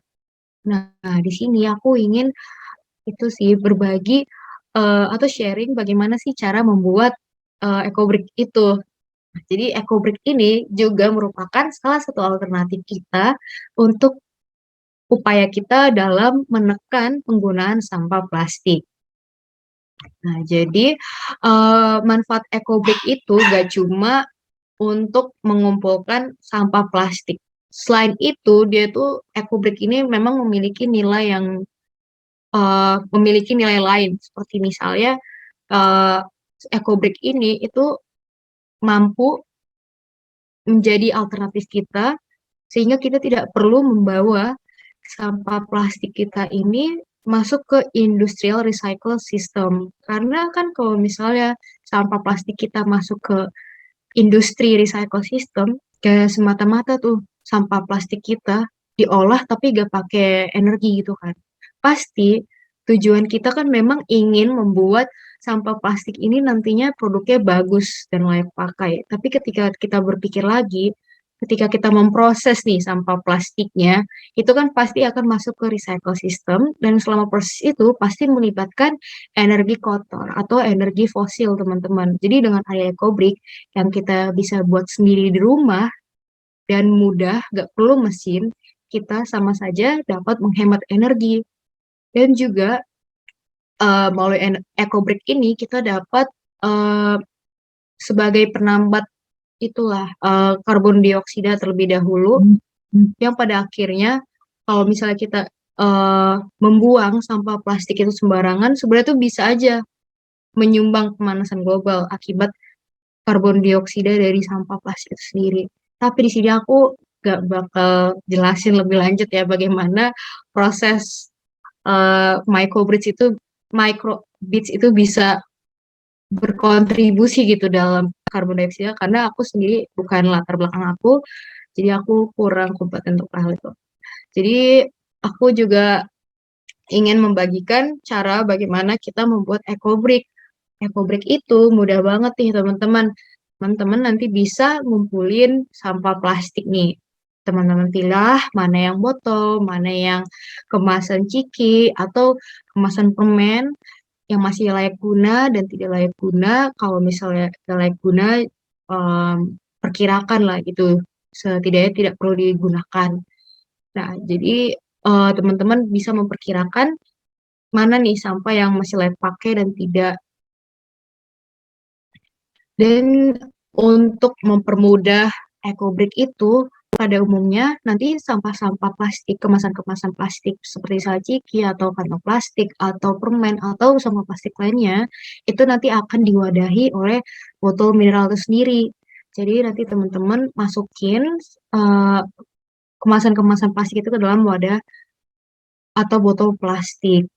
Sebenarnya lebih mudah kalau pakai botol bekas air mineral ya, karena ya itu sangat mudah ditemuin teman-teman. Dan ini dia, kalau misalnya gunain tongkat itu sebenarnya bersifat opsional. Asalkan nantinya teman-teman memastikan bahwa sampah-sampah kemasan plastik itu nantinya bisa teman-teman dengan mudah masukkan ke dalam botol plastik nih. Jadi bisa juga pakai tongkat supaya nanti sampah-sampah kemasan plastiknya itu bisa masuk gitu ke dalam botol. Dan ketika kita udah masukin sampah-sampah kemasan plastik ya ke dalam botol plastik, itu kita pastiin juga sesuai itu juga sih, sesuai preferensi teman-teman, apakah teman-teman sukanya warna-warni atau memang ingin dibuat konsepnya, itu juga bisa disesuaikan dengan keinginan dan kebutuhan teman-teman. Terus juga kalau misalnya kiranya itu kurang padat, itu teman-teman bisa padat-padatin gitu sesuai kebutuhannya. Terus juga pastiin nih di dalam botol plastik itu sendiri tuh nanti nggak ada rongga udara supaya nanti isi dari botol plastik itu padat. Dan langkah terakhir itu kita juga bisa memastikan botol plastik kita itu kalau misalnya pakai botol plastik yang 600 ml, pastikan nanti ketika ditimbang itu mencapai 200 gram karena itu merupakan berat atau massa yang optimal dari botol plastik itu sendiri. Karena kalau misalnya terlalu isinya sedikit, nanti kan nggak bisa kayak berdiri tegak ya, dan isinya kopong. Dan 200 gram itu udah jadi massa yang paling optimal ya. Jadi dia nggak terlalu padat dan nggak terlalu kopong kayak gitu. Dan yang terakhir, EcoBrick itu udah siap dipakai. Jangan lupa juga untuk diletakkan pada tempat dan lingkungan yang mendukung EcoBrick. Jadi pastiin nih di sini kita meletakkan EcoBrick-nya tidak pada lingkungan yang terlalu panas atau tidak terlalu dingin. Jadi kalau misalnya terlalu panas, nanti dia bisa ya menyusut. Dan ini yang langkah terakhir ini bisa teman-teman sesuaikan saja gitu kan, sesuai kebutuhan teman-teman, nanti bisa dibuat jadi bahan pengganti dari bahan pengganti dari kayu. Misalnya teman-teman ingin menyusun meja dari ecobrick atau misalnya jadi bahan dasar dari pembuatan dinding. Kalau teman-teman ingin bereksperimen ya silakan ya gitu. Nah, ini rangkaian kegiatannya secara lebih singkat. Di sini juga tersedia di dalam PPT. Kita juga sampai ke tahap tips memasarkan usaha kreatif daur ulang dan sampah. Daur ulang sampah. Jadi kita tadi udah sama-sama mempelajari gimana sih caranya selama pandemi ini supaya kita lebih produktif sama ada hasil sampingan gitu ya. Salah satunya tuh bisa membuat ecobrick. Tetapi gak nutup kemungkinan nih kalau sampah plastik itu nggak cuma bisa dibuat jadi ecobrick teman-teman. Masih banyak banget sebenarnya sampah plastik itu diolah menjadi produk lainnya gitu. Dan kita juga harus memahami apakah nanti solusi dan inovasi yang kita bawakan itu bisa berguna bagi orang lain. Jangan sampai inovasi kita malah menjadi masalah baru. Dan ketika kita sudah memiliki inovasi itu, kita juga bisa memasarkannya dengan langkah-langkah sebagai berikut. Pastiin kita ini dapat menciptakan berbagai produk yang unik dan memiliki ciri khas. Sehingga kita tuh memiliki nilai orisinalitas yang tinggi. Yang kedua, kalau teman-teman memang ingin membawa serius dan memiliki niat yang besar, kita juga bisa mendaftarkan inovasi kita, karya, atau produk ini ke lembaga hak paten agar karya kita ini lebih aman lagi karena sudah diketahui pemiliknya siapa. Yang ketiga, kita juga bisa melakukan promosi mulai dari media sosial, Facebook, Twitter, Instagram, atau kita juga bisa membuat brosur. Pastiin juga dalam pembuatan merek itu kita membuat namanya itu mudah dan juga ramah di telinga. Jadi misalnya teman-teman bisa buat merek itu yang 2 sampai 3 silabel lah. Ya, misalnya nih kalau kita contohin kayak Gojek, itu kan cuma 2 silabel. Nah, itu kan mudah diingat. Terus juga jika ingin mendapatkan exposure yang lebih besar, di sini teman-teman bisa rutin mengikuti kegiatan pameran kerajinan tangan nih teman-teman. Nah, karena di sini tuh bisa jadi peluang bisnisnya tuh lebih besar kan. Karena exposure-nya ya lebih besar lagi. Aku juga ingin memberikan sedikit tips langkah kita sebagai anak muda gitu kan. Karena kita juga akhir-akhir ini sering banget gak sih beli-beli makanan dari GoFood atau GrabFood nih teman-teman. Jadi kayak misalnya tengah malam lagi pengen boba atau misalnya pengen beli makanan gitu dari GrabFood atau GoFood, kita juga bisa nih titip pesan ke bapak driver agar disampaikan kepada tempat makan kita untuk mengurangi sampah plastik.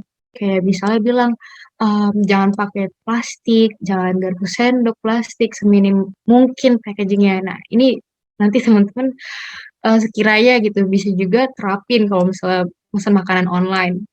Atau kalau misalnya ada juga kita tahu kan packaging kita sebelumnya kan dibungkus sama bubble wrap. Kita juga bisa nyaranin pakai kertas gitu, kertas yang robek-robek itu juga bisa jadi alternatif buat teman-teman. Jadi ya buat ngurangin sampah itu juga bisa. Sini juga teman-teman bisa lihat sampah-sampah plastik kita ini, sampah-sampah plastik yang kita produksi dari rumah masing-masing, mulai dari kegiatan dapur, kegiatan rumah tangga, atau dari kamar mandi, atau dari aktivitas kita yang lainnya, itu sebenarnya kita bisa banget nih donasiin ke startup pengelola limbah. Karena di Indonesia sebenarnya startup pengelola limbah tuh udah mulai banyak dan jamur, teman-teman. Nah, di sini bisa jadi salah satu solusi. Kita juga harus pastiin ketika kita ingin mendonasi sampah plastik kita, sebelumnya kita melakukan pemilahan gitu. Jadi mana yang sampah botol plastik, mana yang kemasan skincare atau kemasan bungkus itu juga kita sekiranya dapat dipisah-pisah gitu sebelum kita mengantarkannya dan mendonasikannya ke salah startup pengelola limbah. Di sini aku juga eh, mengumpulkan ada enam startup pengelola limbah. Di sini ada Waste for Change, ada juga Recycle.id, Octopus.ina, Bebas Sampah ID, ada juga Rekosistem. Berbicara sampah plastik kan nggak cuma ada di daratan. Di sini juga sampah plastik itu bisa dan terapung gitu ya. Dan ya masuk juga ke lautan. Aku juga merekomendasikan teman-teman itu bisa memfollow Vital Ocean Indonesia karena em, ya lembaga ini atau startup ini aku rasa ini lebih LSM sih. LSM ini memang bergerak untuk mengumpulkan sampah-sampah plastik yang ada di lautan. Nah, berbicara sampah plastik ya. Tadi kita udah bicara sampah plastik yang bisa kita kembangkan idenya My Rumah dan bisa juga kembangkan dengan skala startup atau merek dagang. Sebenarnya udah ada juga nih perusahaan yang memang bergerak untuk mendaur ulang dari sampah plastik. Nah, ini ada namanya PT Guna Olah Limbah. Di sini aku udah letakin link websitenya, nanti teman-teman bisa baca lebih lanjut. Tapi aku pengen itu sih bagiin ya secara singkat. Kalau Guna Olah Limbah ini keren banget loh teman-teman, karena dia nggak cuma berusaha untuk mengelola sampah plastik, tetapi mereka juga berkontribusi untuk mengurangi sampah seperti popok bekas dan juga pembalut bekas. Dan mereka juga bertanggung jawab dan mengumpulkan sampah-sampah plastik atau popok dan juga pembalut. Nah, nanti teman-teman ini bisa akses gitu supaya informasinya mengenai penggerak-penggerak di lingkungan tuh bertambah.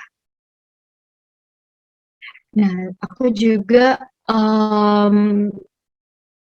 ini nanti sebelumnya pihak panitia Gultik boleh banget ya ngebagiin PPT-nya ke teman-teman supaya teman-teman dapat referensi gitu. Kalau misalnya nanti dibagiin juga nggak apa-apa. Akhirnya kita sampai pada akhir diskusi kita. Aku ingin ngutip satu quote yang bagus dan berpengaruh bagi hidup aku, yaitu when we refuse to reuse, it's the earth you abuse. Jadi mulailah kita membangun kesadaran untuk bertanggung jawab atas produksi dan penggunaan sampah plastik atau kemasan plastik lainnya nih teman-teman. Karena ketika kita lalai dan lupa bahwa kita mempunyai kontribusi besar bagi lingkungan, sebenarnya kita juga sebagai salah satu pelaku yang merusak ekosistem lingkungan kita. Jadi mulailah teman-teman mulai dari diri sendiri sehingga nantinya aksi teman-teman ini, kontribusi teman-teman ini bisa mengajak teman-teman dan menginspirasi teman-teman yang lainnya. Cukup sekian dari aku. Saya kembalikan kepada MC. Terima kasih Kak Petris untuk pemaparan materinya. Nah, selanjutnya teman-teman, kita akan melanjutkan ke sesi tanya jawab nih. Mungkin dari teman-teman ada pertanyaan yang ingin ditanya. Untuk yang ingin bertanya bisa langsung klik tombol raise hand, nanti bisa ditunjuk, atau di kolom chat. Jadi Kak Petris sudah ada beberapa pertanyaan. Dari Sarah Karinda, halo Kak Patricia, izin bertanya bagaimana cara kakak mengajak teman atau keluarga untuk menerapkan gaya hidup zero waste karena saat ini masih banyak yang menganggap remeh gaya hidup zero waste tersebut. Kak Patricia Oke, sebelumnya ini Kak Dewi ingin membacakan semua pertanyaan atau Kak Dewi baca jawab atau gimana? saya bacakan, nanti mungkin dioper ke Kak Fetris. Oh ya, baik. Nih, aku akan jawab ya. Jadi, makasih pertanyaannya, Kak Sarah. Pertanyaannya menarik banget ya. Gimana sih cara kakak mengajak teman atau keluarga untuk menerapkan gaya hidup zero waste? Jadi, berkaca dari pengalaman aku sendiri, karena aku belum benar-benar bisa menerapkan zero waste di hidup aku tuh lebih mengandalkan diri aku gitu. Dan aku mulai dari misalnya nih, ketika aku beraktivitas di luar rumah, itu sebaik mungkin nanti ya aku dari rumah udah nyiapin nih tumbler. Tumbler itu ya tumbler metal supaya nanti di luar aku mengurangi keinginan aku untuk membeli gitu, membeli minuman. Dan ya ya itu salah satunya itu. Terus juga misalnya di rumah nih, di rumah aku juga mengandalkan diri aku. Misalnya kayak em, aku tuh misalnya ada nih habis belanja dari pasar atau supermarket gitu kan. Nantinya sampah plastik ini atau bukan sampah plastik, sorry maksud aku kemasan plastik, kantong plastik ini kalau misalnya dia itu kotor dari luar itu, nantinya aku bilas. Nah, terus aku keringin, nanti ke depannya bisa aku pakai lagi sampah plastiknya gitu. Jadi nggak aku terima sampahnya terus langsung buang. Aku terima kemasan plastiknya nggak aku buang gitu. Jadi nanti kantong plastik kayak aku simpan nanti bisa aku taruh jadi tempat sampah yang nantinya dimasukin sampah-sampah lain yang telah aku eliminasi. Terus juga selama ini aku juga itu sih em, ngingetin orang tua aku sendiri kayak maaf Pak kalau misalnya ada sampah ini, misalnya ada sampah daging atau sampah sayur atau buah, ada sampah plastik, aku juga itu selalu rutin atau cerewet kali ya ngingetin kayak mama papa buat naro plastiknya sesuai wadahnya masing-masing kayak gitu. Jadi kalau aku pribadi bisa nyampeinnya tuh kasus aku sendiri kayak gitu. Kalau misalnya sampai tahap aku em, membuat kayak seperti Lauren Singer itu aku belum sampai tahap itu teman-teman. Jadi itu yang bisa aku bagiin ke teman-teman kayak gitu ke Sarah. Terima kasih atas pertanyaannya. Oke, terima kasih Kak Pet. Ini Kak Pet mau lanjut screen share karena ada beberapa dari panitia ingin lanjut screen share-nya. Oh iya, aku Iya. matiin dulu ya. Terima kasih. Oke, thank you Kak. Lanjut ke pertanyaan selanjutnya dari Adela Armelia. Halo Kak, izin bertanya tentang sulit atau sukar daur ulang, contohnya pecahan gelas tadi. Kenapa pecahan gelas tidak bisa didaur ulang? Padahal gelas itu juga merupakan terbuat dari kaca, sama seperti botol kaca yang bisa didaur ulang. Apa bahan gelas itu berbeda dari botol sehingga tidak bisa didaur ulang? Baik, terima kasih ke Adela atas pertanyaannya. Ini menarik juga nih pertanyaannya.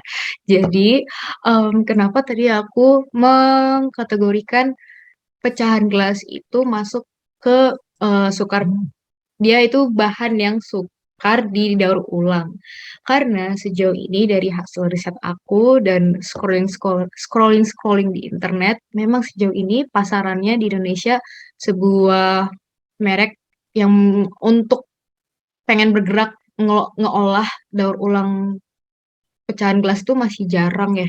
Nah, kemungkinan kenapa dia bisa sukar itu bisa jadi dari proses manufakturnya itu sendiri. Seperti yang aku jelasin.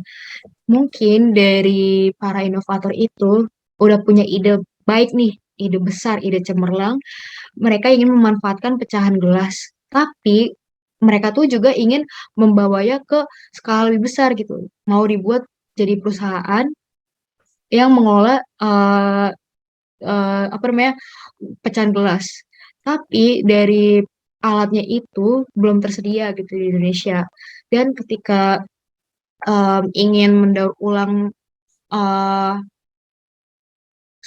pecahan gelas itu juga membutuhkan bahan-bahan pendukung dong, nggak cuma kayak pecahan gelas itu sendiri. Mungkin availability-nya itu di Indonesia juga masih kurang cukup terjangkau kayak gitu.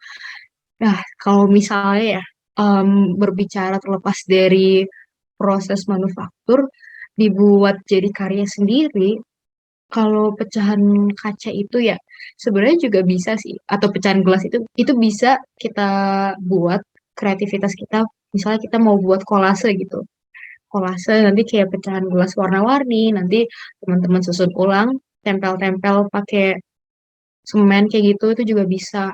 Nah, itu balik lagi sih, seberapa teman-teman mampu memanfaatkan peluang kayak gitu. Kalau misalnya teman-teman punya ide, pengen olah pecahan gelas, terus dipasarin sebenarnya bisa. Jadi aku bilang sukar karena berarti bukan berarti gak ada yang bisa buat itu jadi lebih berguna, tapi belum ada aja gitu. Atau belum besar exposure ya terhadap ide pecahan gelas kayak gitu adalah. Mungkin kita lanjut ya Kak. Thank you untuk pertanyaannya Adela. Lanjut ke pertanyaan selanjutnya dari Nuraini Rahma Putri dari UAI. Seperti yang saya pernah baca bahwa Indonesia menjadi salah satu tempat pembuangan sampah internasional dari negara lain. Bagaimana pendapat Kak Pet jika Indonesia sendiri masih kurang dalam penanggulangan sampah? Terima kasih. Oke, terima kasih Nuraini Rahma atas pertanyaannya. Ini jujur ya, pertanyaannya berat dan susah. Jadi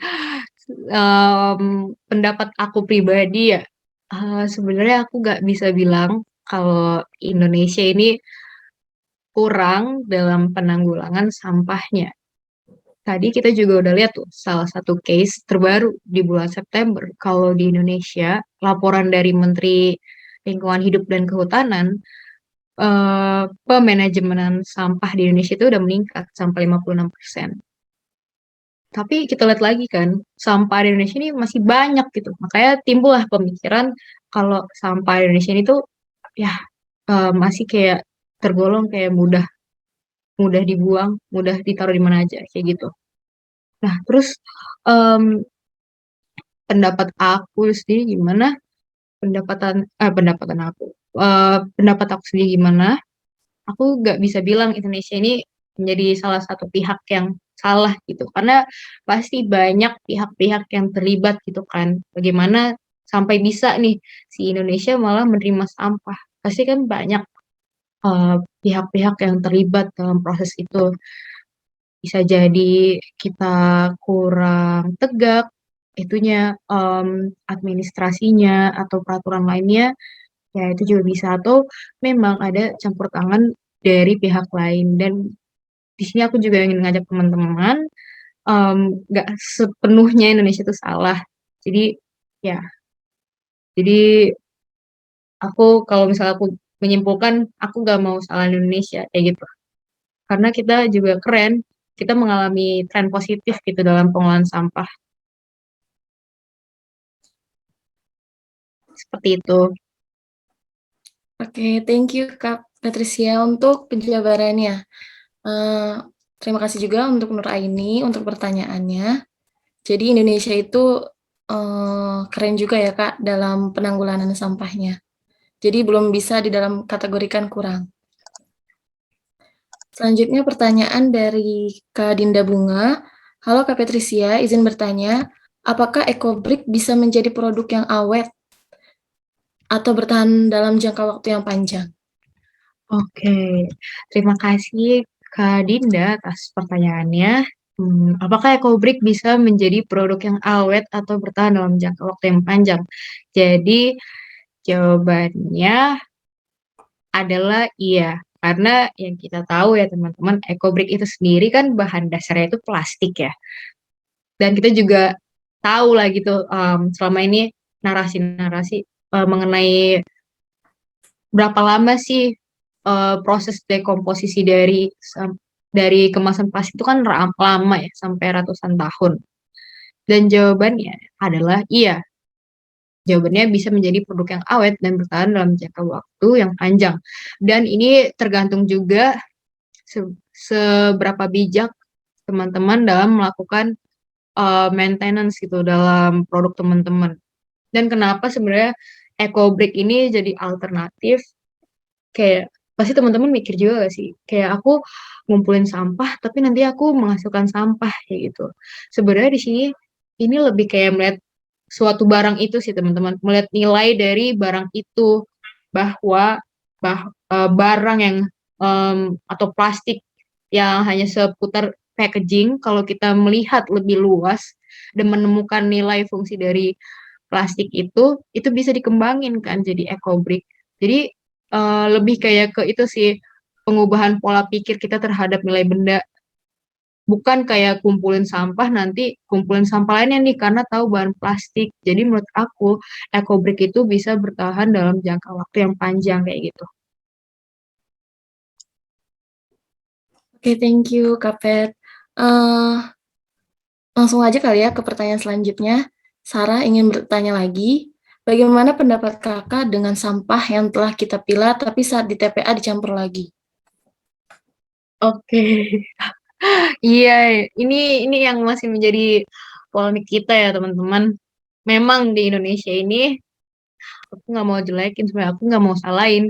Nah, tapi sebenarnya kalau kita baca-baca ya teman-teman, kita riset lebih lanjut, Indonesia ini salah satu mengenai sistem manajemen sampah itu cukup mudah di dunia ketimbang kita bandingin sama Jerman sama em, Korea Selatan. Jadi kalau misalnya di Jerman kan ya itu kan kayak dibagi wadah tempat sampah itu ada 7, dan masing-masing tempat sampah itu ada warnanya masing-masing.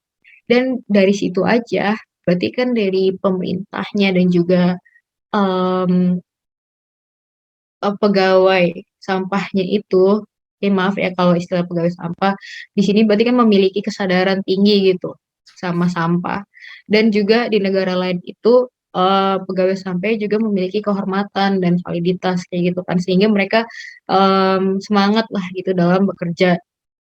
Nah, terus sebenarnya ketika kita bandingin eh, Indonesia, manajemen sampah Indonesia sama negara lain, ya kita termasuk buruk ya, karena mungkin karena sistem manajemen sampah itu sendiri kurang sosialisasi gitu teman-teman. Jadi memang itu berangkat lagi dari diri kita sendiri nih. Kalau misalnya dari rumah kita udah paham nih, bagi-bagi sampah, pilah-pilah sampah, dan kita juga semangat buat ngajarin teman-teman yang lainnya untuk milah-milah sampah. Nantinya nih aksi kita ini bisa tuh lebih ke bawah lebih lanjut dengan masa yang lebih besar, sehingga nantinya kita bisa ngerubah sistem manajemen sampah kita kan. Karena kita tahu kalau misalnya banyak masa itu kan bisa em, memberikan dampak yang luar biasa. Jadi itu ya yang bisa aku simpulkan adalah kita masih lebih perlu usaha lagi nih dalam manajemen sampah. Mulai dari diri sendiri, merangkul teman-teman lainnya, kayak gitu. Oke, thank you, Kak Patricia. Eh, mungkin sudah tidak ada yang lagi ingin bertanya kan? Karena kita juga sudah lewat jamnya untuk sesi tanya jawab. Nah, nanti di akhir akan ada pengumuman penanya terbaik. Jadi jangan kemana-mana ya teman-teman. Karena setelah ini acaranya nggak akan kalah seru, yaitu quizzes. Dan akan ada pemenang berhadiahnya juga. Untuk linknya akan di-share di chat box. So don't forget to check it out. Ayo bisa di-join linknya.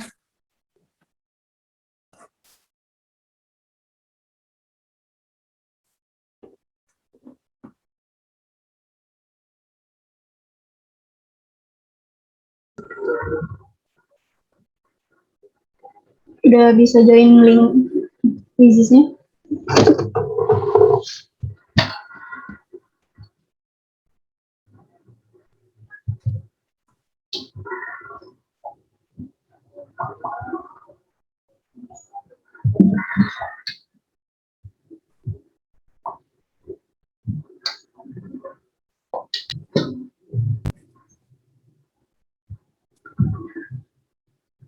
Baru 5 orang.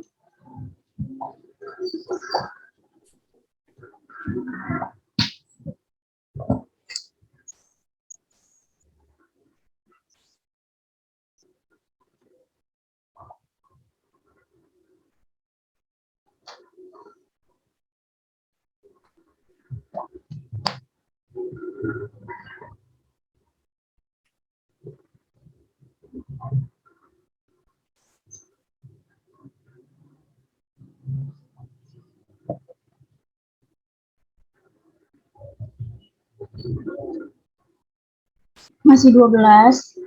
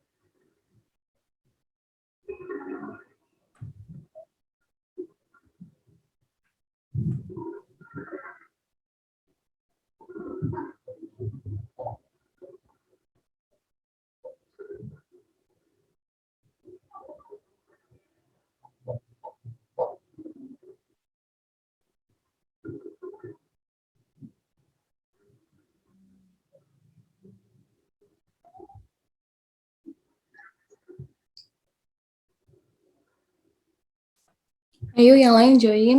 Udah berapa, Kak Septi? Udah 23 orang. Oke, yang lain ditunggu ya.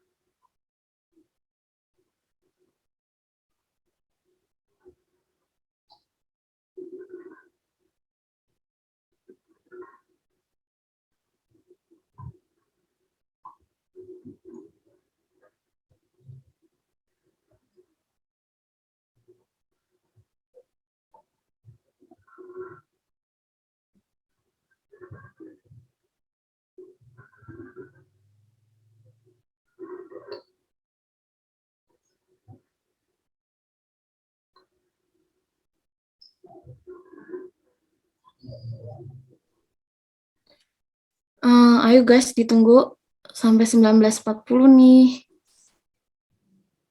Udah baru 25.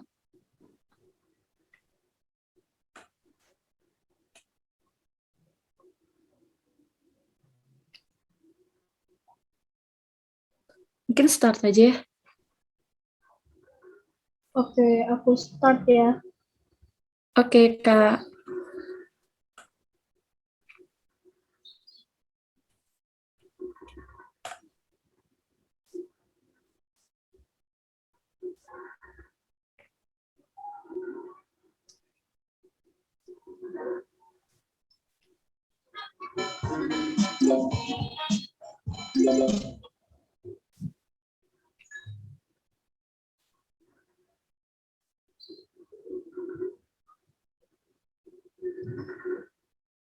Mungkin bisa dikasih suaranya, Kak Septi.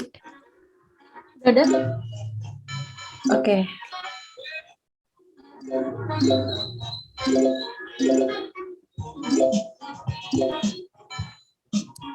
Restu Lestari,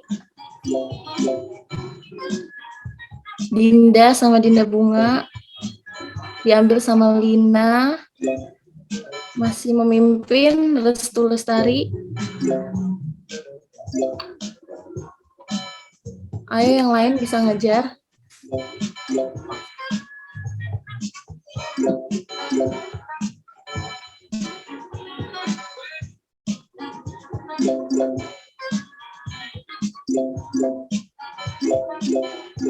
Nurul Handayani, Bunga Nabila di posisi 1, 2, 3. Ayo yang lainnya semangat yuk. Semuanya ada kok tadi kalau memperhatikan.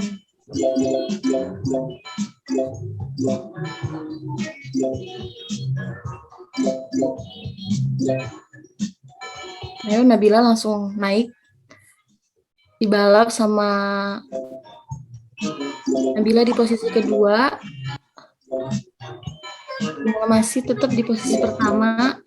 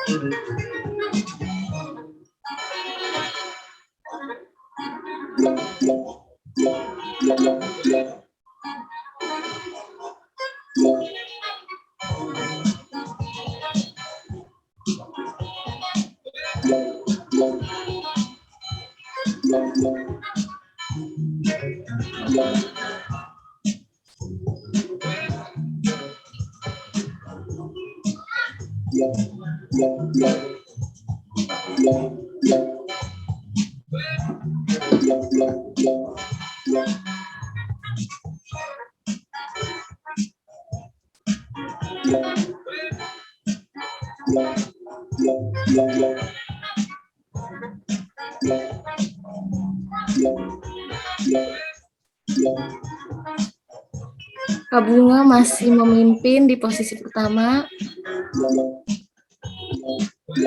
Yang lainnya ditunggu yuk. Di posisi ketiga diambil oleh 5. Ayu Suci, Najwa, Alma, Muhammad Fakhri Rahman.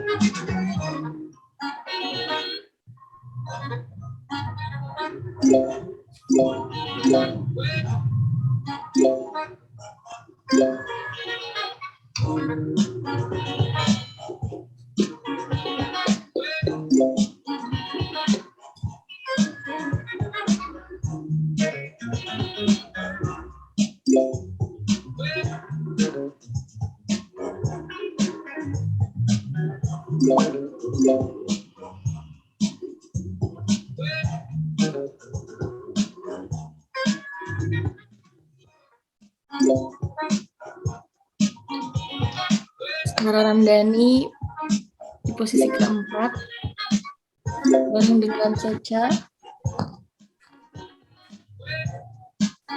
Ngebalat di posisi ketiga.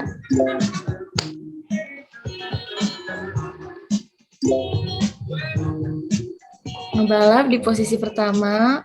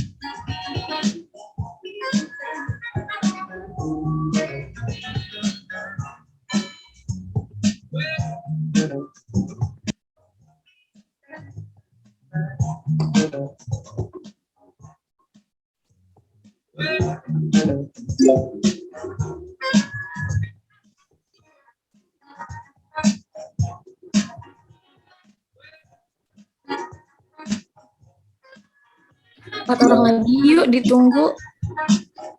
3 orang lagi. Duduki posisi ketiga, Sylvia.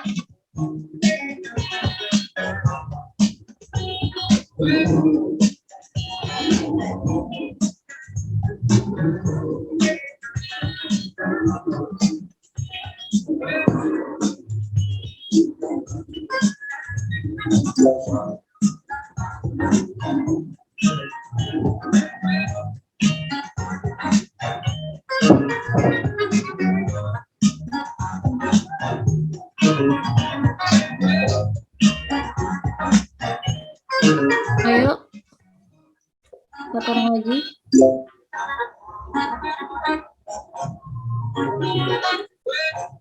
Di posisi pertama, Sarah Ramdhani. Di posisi kedua, Sylvia. Dan di posisi ketiga, Bunga.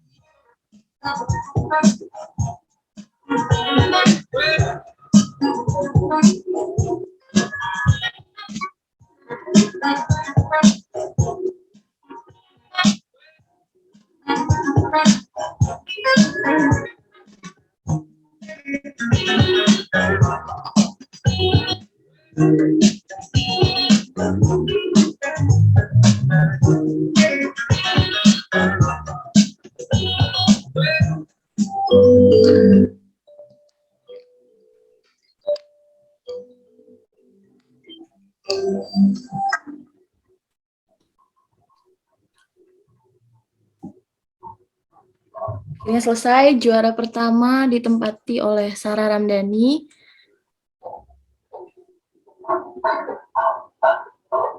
Nah, ini hasil-hasilnya ya guys. Terima kasih ya Kak Septi. Nah, acara yang kita tunggu-tunggu yaitu pengumuman untuk penanya terbaik dan pemenang kuisis. Kalian pasti udah tahu ya tadi pemenang kuisis jatuh kepada siapa? Pemenang kuisis jatuh kepada Sarah dan Sylvia. Selamat ya Sarah dan Sylvia. Selanjutnya kita akan mengumumkan penanya terbaik. Kira-kira siapa nih? Ada yang bisa tebak nggak? Penanya terbaik jatuh kepada Nuraini dan Bunga. Selamat ya Nuraini dan Bunga. Untuk para pemenang nanti akan dihubungi oleh panitia atau kalian bisa juga kontak sosial media kita di Instagram himabio_UAI. Selamat ya untuk para pemenang. Congratulations. Oke, kalian juga bisa follow nih our social media kita di Instagram @himabio_UAI, di YouTube dan juga di Spotify Himabio UAI. Oke, karena kita udah di akhir acara, boleh ya kita foto bersama dulu untuk penutupan. Untuk teman-teman yang hadir, aktifkan ya fitur kameranya, pasang muka terbaik kalian. Kak Caca dipersilahkan. Oke, baik teman-teman semua boleh di on cam dulu.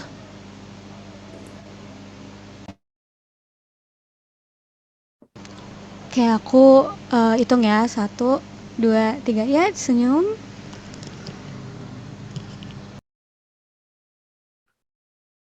Oke, ke slide 2. 1, 2, 3. Udah, Kak.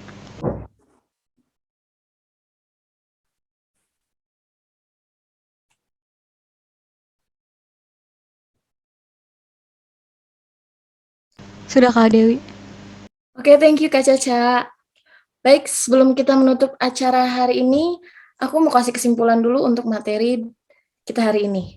Kita sebagai generasi muda memiliki kesempatan yang sama untuk memberikan dampak positif dan inovatif untuk menanggulangi sampah dengan memulai dengan gaya hidup zero waste.